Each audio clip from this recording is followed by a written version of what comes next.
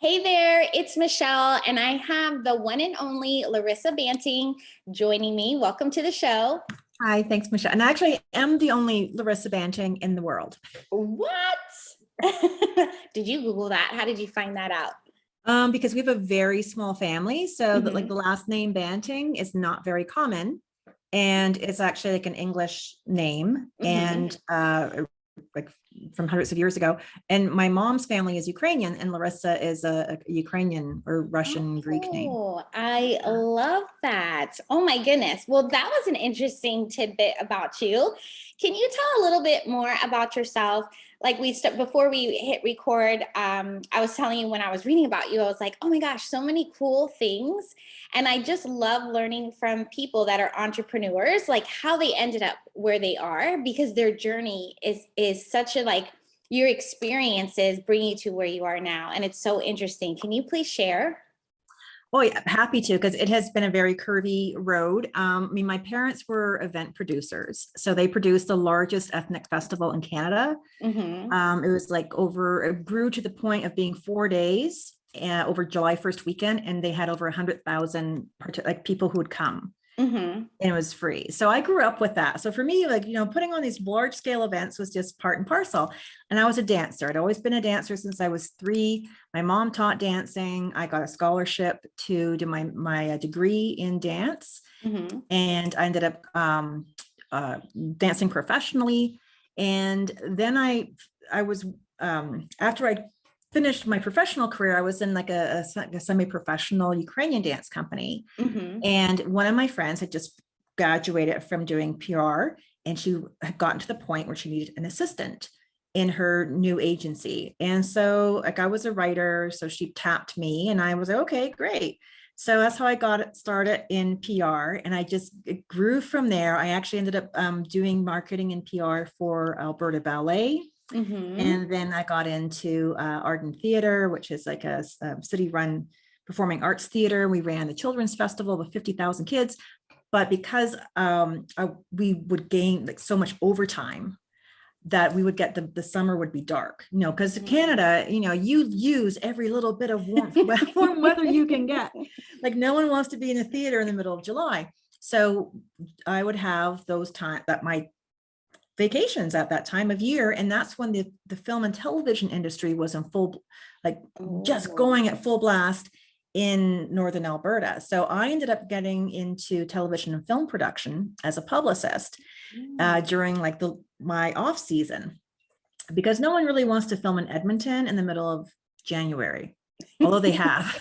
So my friend and I had started this PR agency just for film and television. And eventually what happened is I was going to move back to Toronto, where I'm originally from, and I was going to start working in PR there. I was doing a project we were filming here in Costa Rica, and a movie of the week, met this really cute actor, and ended up leaving everything behind. I had to go finish the movie. 2 weeks after we wrapped, I was on a plane back to Costa Rica, and we ended up marrying on the beach where we met a year later. Aww. Yeah. So, but this was in 2002. And back then, we didn't have a laptop lifestyle. There was no Wi-Fi. We were still on dial-up internet. So, and the landscape for PR was totally different. So I had to shift and I had to do something new. I was working for a travel agency at the time. They had parted ways with their wedding planner, and they needed a new wedding planner. And I was like, well, I planned my own wedding here, and I did events of 100,000 people. I'm pretty sure I could manage this. So I put together a business proposal. They said, great. So I started running with it, got to the point where it just exploded. So I quit working for them just to do weddings full time. And this is before Facebook. Facebook didn't exist because Zuckerberg was still in high school. And, so this was there was no social media. There was no Google ads. There's Google ads, and they were very expensive. And I didn't have money for ads. So I was like, well, how do I get the word out there? So I actually I hired through friends of a friend. I found this woman who was starting her own PR agency in New York. She was based on travel and knew the wedding market. I did not know those markets, right? Because I wasn't told market. So I hired her and we did like a press junket. I got to meet like the editors of Martha Stewart Weddings. And, you know, I did all these interviews and whatnot. And I landed like the first real wedding outside of Mexico in Central and South America was published in a major wedding magazine. Yeah, Modern That's Bride. crazy cool. Oh my gosh. Yeah, and I ended up being on Martha Stewart Radio, and it just ballooned. And so what happened was from being in the media, Destination Weddings and Honeymoons magazine, they created this thing called the A-list. And they chose like the top 30 destination planners in the world. And I was on that list when it came out. Wow. So, yeah. Was I one of the top 30?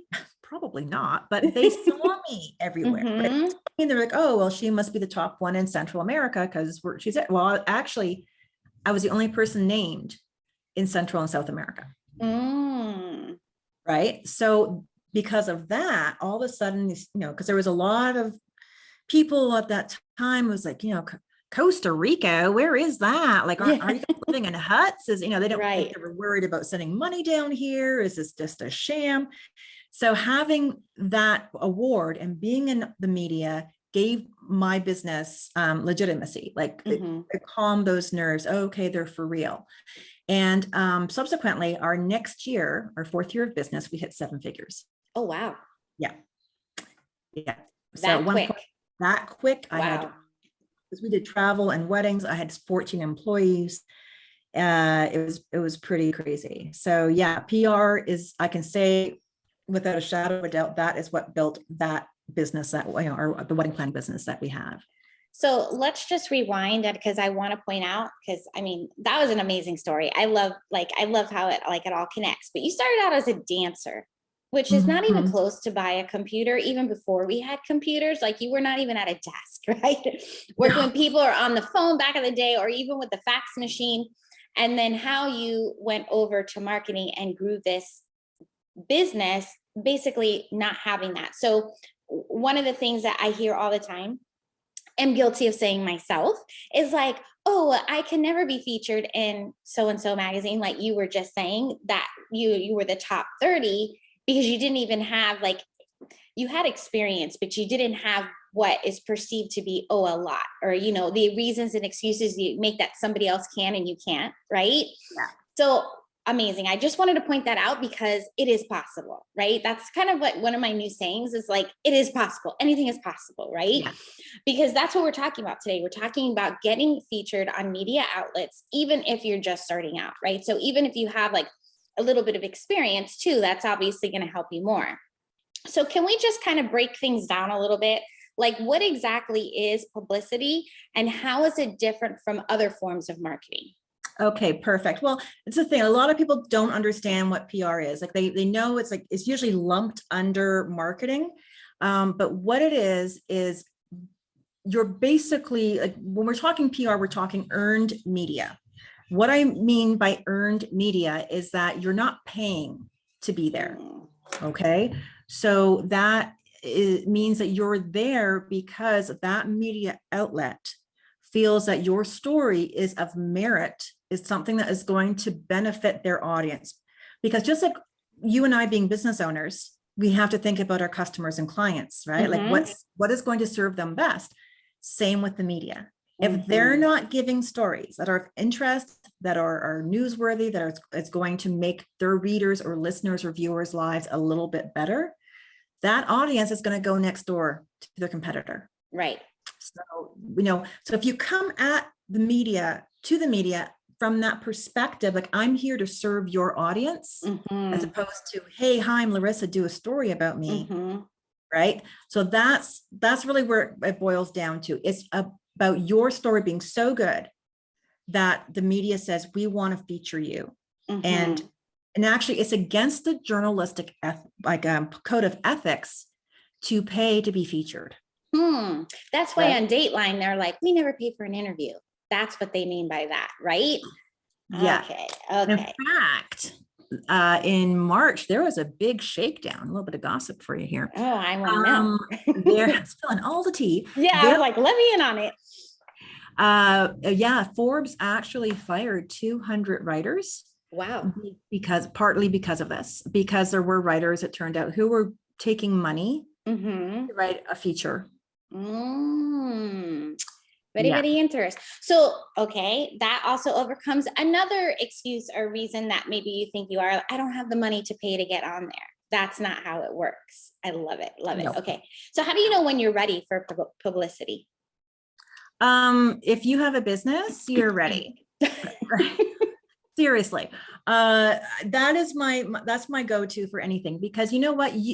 We are all in a different path in our journey. There's no road marker that says, oh, I am now ready for PR.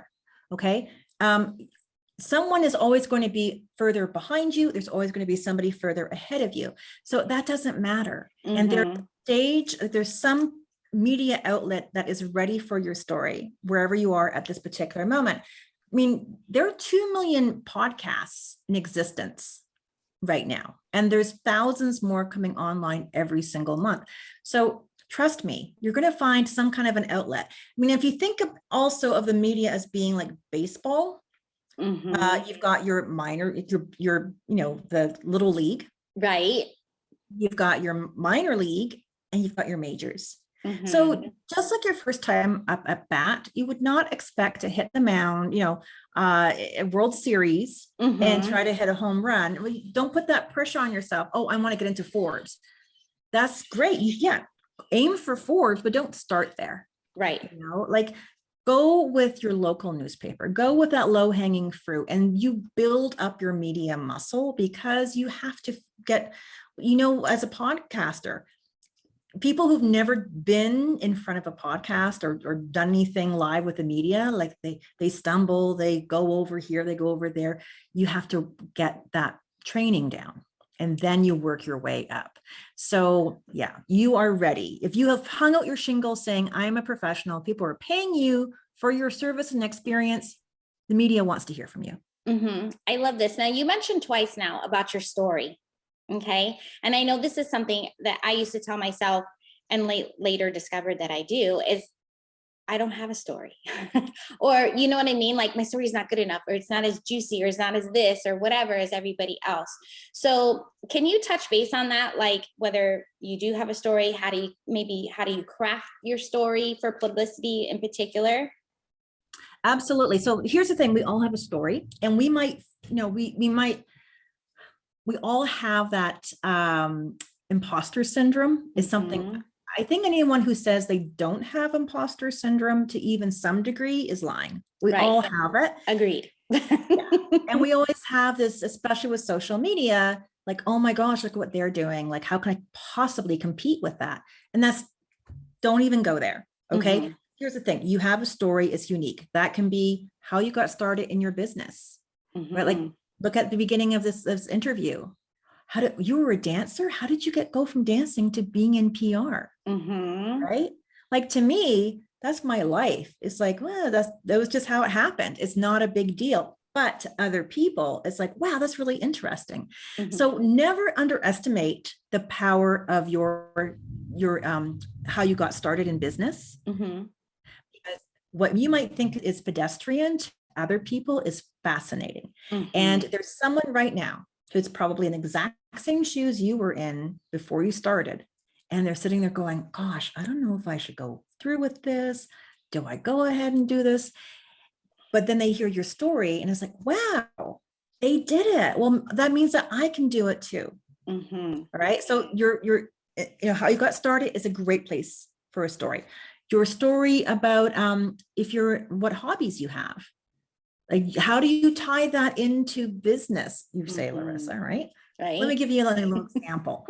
Because like we're not paper dolls. We're not like one-dimensional. We're living, breathing, just like your customers and clients. They want to see you being human. Nobody wants to try and work with someone who's perfect. Right. They want someone who's real. So by bringing in, what you do, what makes you tick, what makes you feel alive and interesting. Let's say that you're a distance runner. I don't know if you've ever run any kind of marathons or distance at all, Michelle, So the wall, right? Anyone who's run, you've hit that wall. It's like, oh, I don't think I can go another step. I'm done. And you have to, like, every inch in your body is screaming out, and yet you have to try to find the willpower to get your foot in front of the next foot and keep going and going. Well, you can take that story and pitch it to say like Runner's World, or, there's a gazillion running magazines and podcasts about how being a runner has given you the tools to break through the wall as a business owner or an entrepreneur or a professional, because in our professional lives, we hit a wall at some point. And you're like, how do I keep going?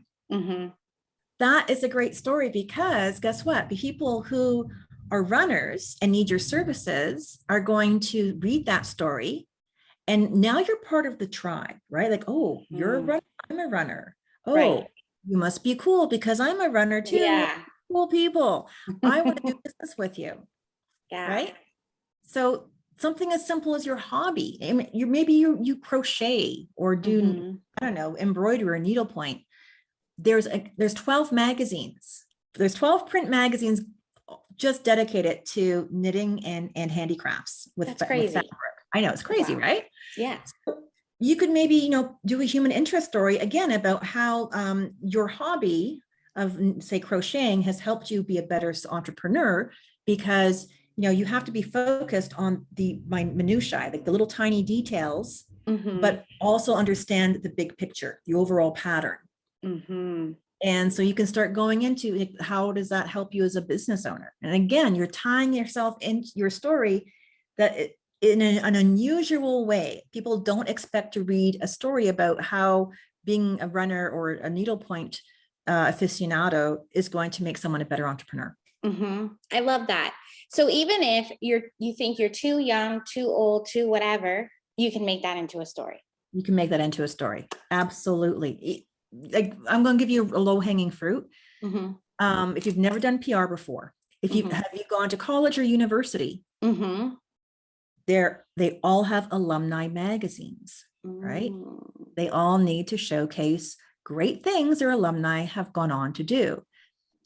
Great way to pitch a story. Oh, my time at, my case, I went to York University, and I studied dance there. Oh, well, my experience with, Nina Deshane, who was my dance ethnology teacher, instilled a love of, studying humans through dance. And that has made me, a better publicist, because I'm always looking for those unique, human conditions that they express through movement. And, and for me, that has made me more acutely aware to look into what people are doing with their lives, to find those little hooks that I can then use as a gold nugget to pitch to the media. Or something along that ways, right? I love it. I love it. So it's just really getting aware, kind of like giving yourself that creative space to sit down and kind of go through your journey, if you will. Like maybe it's a timeline, and then kind of, figure out how it all connects somehow. I love that. Oh my gosh. Yeah. So it doesn't be hard. Sorry. I was going to say, you don't have to overcomplicate this. Don't try to compete with the story you see in Forbes. Right. Look at it and be inspired by it, but don't feel like you have to right out of the gate try and hit that mark. I love that. I love that. And then I also think that will kind of squash some of that imposter syndrome, because then you'll be like, hey man, I am pretty amazing, right? I look at all the things that I have accomplished. And sometimes it takes going through this kind of process to really give you that confidence, if you will, or that boldness to then go to the next step, through publicity. So then once you get out there, then you'll be able to see okay, now this is going to help my business, which will in turn help more people. So when we're talking about publicity, can you dive into a little bit how it helps your business, or how it can help your business?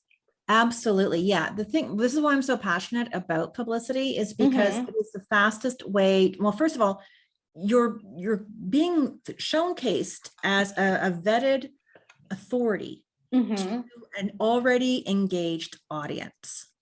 Right. We've had clients get on to Business Insider, get featured in Business Insider. Well, did you know that Business Insider is the largest business outlet in the Western Hemisphere? No, I didn't. They get over 733,000 unique viewers per month. Oh, wow. Yeah. Wow. So, obviously not all 733,000 people are going to see that particular article, but think about how many social media posts would you have to try to do to even get a fraction of that audience? And the beauty about, getting into the media is that it doesn't disappear after 24 hours, or it doesn't get lost in the feed after 20 minutes. It becomes Googleable. So someone Googles you and all those articles, those podcasts are going to come up years down the road, right? But it's because of that media the media is saying, basically, they're like that trusted best friend who's tapping you on the shoulder and saying, hey, check out this amazing Italian restaurant that just opened. Delicious. You're going to go check out that restaurant. Now, if you saw an ad for the exact same restaurant, you'd never heard about it before, you'd go oh, another Italian restaurant. But because someone you trust has given their opinion that this is something you need to pay attention to, right? Go check it out. That's how the media is. So there's that credibility, right? And actually the studies show that being in the media is 7 times more credible to the general public than being in an ad. Because in an ad, you can say you're the greatest thing since sliced bread. But to have a third party who's neutral, has nothing to gain, you're not paying them, remember, they have nothing to gain by talking about you, but they have everything to lose, because if you aren't really the best thing since sliced bread, and they see you are, then they lose credibility. Exactly. So that's why it is so trustworthy, because they know that they're putting themselves out on the line to a degree by promoting you. Yeah. And and I just look at it too, because ads is what I do. And for me, yes, you can get your ad, then you're getting them into your ecosystem. And then you're taking that time to warm them up and build that credibility on your own. Where publicity, it's almost instantaneous, if you will, because then they're going to be because it happens to me all the time. I'll either see something or whatever that somebody said, that somebody recommends, I'll immediately go follow them. Where if I see somebody else, it's okay. And then maybe they'll come up again and I'll be oh yeah, I do kind of, it might take a couple times before I go follow them or before I go buy from them, where the other one is definitely more instantaneous. I love this. And if you're an introvert, can you still use publicity? Oh my gosh. I already know that answer. Yeah, no, I mean, the thing about being an introvert is because the majority, television obviously is where you have to really put yourself out. And television is something even with my own clients, we do not put them on television until they've had enough media under their belts where, they have their messaging dialed in. They can talk for 3 minutes, because that's usually how much time you get on television, is 3 to 4 minutes, to be able to succinctly get their message across and not be nervous, not be looking around. It's funny because of one of my clients who has done a gazillion Facebook Lives and ads and TikToks, and she's just crushing it. And yet when she did her very first television interview, which was on Zoom, she was oh my God, Larissa, I'm it's the same thing you've been doing for the last 3 years. Nothing's different, but it's just mentally, right? But other than that, radio, they don't see you on radio, right? A lot of podcasts don't have video, it's just audio. Newspapers and magazines, you're just talking to the reporter. And this is the other thing to keep in mind. You do not write the article. The journalist writes the article. You're just there to provide them with the insights of an expert.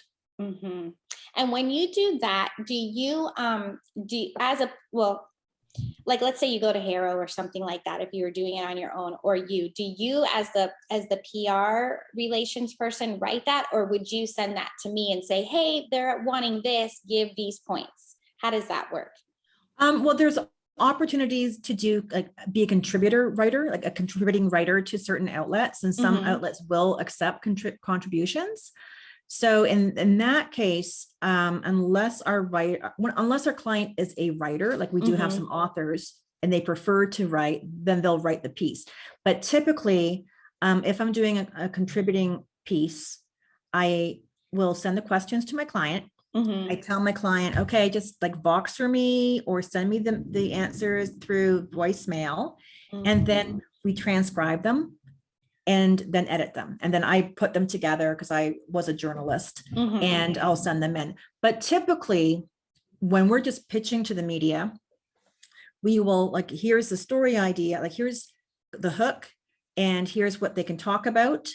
And then the media will be like, okay, that sounds great. Let's, delve more into this. Or they might say, well, they'll just ignore it. Right. Oh, I love this. Okay. So can I do this on my own, or do I need to hire a publicist? No, you can totally do it on your own. I mean, the thing is, you have to realize is that you have to be able to take rejection. Because, this isn't like doing ads where, sometimes Facebook will reject your ad, but you can usually, know why or go back and fix it. When it comes to the media, there are so many other things at play. That's why as a publicist, I never guarantee any placement. I can't, because it's my control. It could be that the editor already has their stories for this month. It could be that they just did a story that was very similar to what I'm pitching. It could be that, like the average journalist gets 53 story pitches per day. Oh, wow. Yeah. So, like I was actually just talking yesterday to a woman who's a writer for Forbes, and she is contracted to do 5 stories per month. Okay. Out of those 5, she's usually 2 or 3 of them are she'll take from someone that she already knows or has a relationship with. So that leaves maybe, let's say, 2 stories that are available. She gets 1,500 pitches on average. Wow. In a month. And half of those end up in spam. Okay. So now let's say we've got like 750. So out of those 750, she's got 2 stories available. So this is the thing, when you're doing it on your own, it's a numbers game. You just have to keep going and if you don't get it this time up at bat, no problem. Go back and do it again. Because the other thing too is sometimes your pitches get lost in their inbox. So go back a week later and just follow up nicely. Like, hey, you're getting swamped, just putting this back out to you. Same thing with podcasters, like how many pitches do you get? Right. Right. Yeah. And I think that's where, just like in anything else, like sometimes we're just like, oh, we're just going to give up. Right. Because it's like, we've been trying for a week. Well, no, in this case, we know we need to try longer, but so on average, I know you cannot put an actual number to this, but if we were saying, okay, we're going to do this on our own, not hire you, but we're going to try on our own, or even if we hired you, how quickly could we see something to get, let's say, featured in a magazine versus featured in a podcast or like a guest podcast? Again, that really depends. I mean, I've had, with some of our clients, we've gotten them into outlets like before the ink is literally even dry on the contract. Like one of our clients, we got her into apartment therapy her first week. Another client, it took us 2 months from when we pitched the story idea to Business Insider until it actually ran. Because there was so much vetting, like the author of the story had to, ask for all these financials and did all this, I think 3 interviews with our client. And then, then the editor had some more questions that before it went live. So it really depends. I would say, if you're going for like the little league, probably start within your first month. You should be able to get some sort of story, if not sooner. And it also depends because, magazines, especially if they're print magazines, they tend to be working anywhere from 4 to 6 months out. Right. So whatever you want to pitch now is not going to be hitting the stands for another 6 months. Right. Even with, something like Women's World or, First for Women, which have more like Women's World is weekly. We've had situations where it's been like months, like we've pitched something in October and it doesn't, it hasn't, or they've done the interview, but doesn't run until like April. Well, that makes sense, but you know, it's coming out. So that's Exactly. cool, right? Yeah. So, how much time would I have to like invest in myself in doing the publicity, like to putting out the searches and stuff like that? Well, I mean, that's really the because the landscape changes, so rapidly, especially when it comes to journalism, because there's so many like freelancers, and freelancers, jump around a lot. I mean, this is one of the reasons, like as a professional publicist, we spend like thousands of dollars a year for databases that are constantly upgraded. But for someone like, if you're doing this on your own, I would just get into a little bit of a habit, like figure out where do you want to be showcased. And if it's in a print magazine or in a newspaper or whatever, go and see who's like, what stories come up when you Google, and then see who's writing those stories. Okay. Because then who you want to pitch. Like if you want to pitch a story about personal finance, you're not going to go and pitch it to someone who's writing about, cooking. Right. But yeah, a lot of people do that kind of thing. So make sure it's the right person. And same with the podcast, like if you want to be on a certain podcast, listen to a couple of episodes. And this is what we do in my agencies. We don't just spray and pray. Right? Pitch out to 500 podcasts and hope that someone says yes, because right off the bat if they've listened or not. So do a little bit of homework, and if you get into a rhythm, start a Google spreadsheet, and then maybe you spend 30 minutes a day, or maybe you have your virtual assistant spend a few minutes, maybe 30 minutes a day, and you just start building up that database. And you can use something like find that lead to find the email address of the writer. In the case of podcasting, obviously it's easier. And then you have you want to have your bio. So 2 or 3 sentences that basically tells who you are, what you do, who you serve, what makes you stand out, and how they can get in touch with you. Right. So that's like your boilerplate, and you just use that in every single pitch. And then you want to come up with, what are those points? Like, what are you going to be able to talk about? 5 ways to blah, blah, blah. 3 reasons to avoid blah, blah, blah. Like those are great, because then the media can kind of figure out, oh, here's what I can provide to my audience. And they're going to be able to walk away with these concrete plans of action that they can put into play. So yeah, I would say, even if you just did 30 minutes a week, you're going to start seeing traction. Yeah, I love that. Now, if we wanted to hire an agency such as yourself, what are some questions that either questions to ask or things that we should beware of? Okay. I mean, there's a lot of really big agencies, and what tends to happen with those big guys is a lot of the times, they're charging $10,000 a month, but then they have their junior publicists who are maybe, interns, or they've just come out of college, and they're the ones doing all the heavy lifting. So you want to make sure who's actually going to be working with you.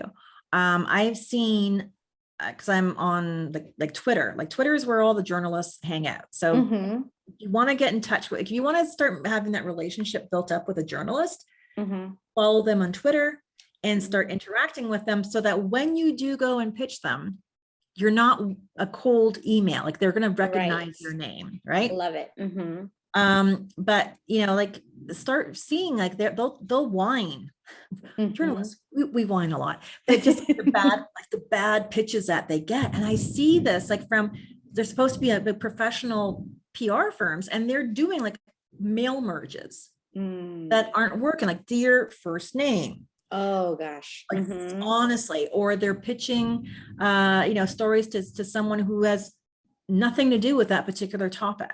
So even though there's professional PR agencies, a lot of them are not, they're just being lazy. So I would want to see how do you respond? How agile are you as an agency? Because the bigger the agency, then the more anything that has layers of bureaucracy, then it's kind of how trying to turn the Titanic. versus, you know, the smaller, outlet agency, they're going to be a lot more nimble. So, you know, coming up with like ideas. Is your agency newsjacking for you? Newsjacking is where you're seeing what is the hot topic in the news cycle right now, and then finding a way to ethically get a story about your business that's going to tie into the news cycle right now. Right. So are they doing that? Are they doing just strictly outbound? Are they doing, do they have a relationship built with the different reporters and whatnot? Like I have reporters that come to us for stories. Like we just, one of our clients has just been in Oxygen magazine a couple of times because I had that relationship built up over years with the writer. And so she came to me and said, hey, like, can your client talk about this? Right. And that type of thing. I love that. Thank you for that. And on average, how much, if we were to say, you know what, this is too much for me to do on my own, I want to hire this out, like on average, what do you think that we should be paying for someone with experience? Usually you're going to be looking anywhere from $2,000 a month and up. Okay. Now I know that kind of sounds like, oh, wow, but think about this. One of our clients who very niche business, she, refurbishes old chairs. All right. So that's extremely, can't get more niche than that.